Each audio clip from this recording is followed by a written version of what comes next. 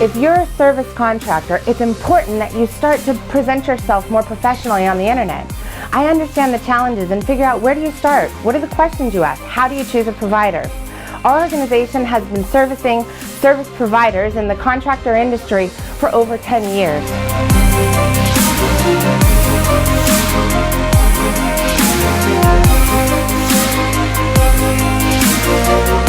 As a service contractor, your customers are doing research in two places: online and with their friends and family. It's important that you properly position yourself.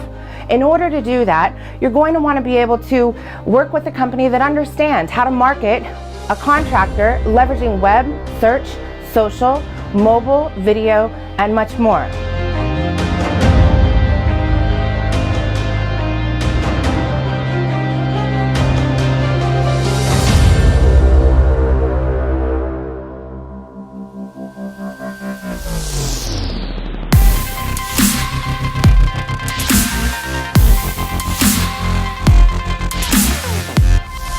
By improving your overall processes and properly positioning your website online, it gives you the ability to save money and increase your overall revenue and your gross profit.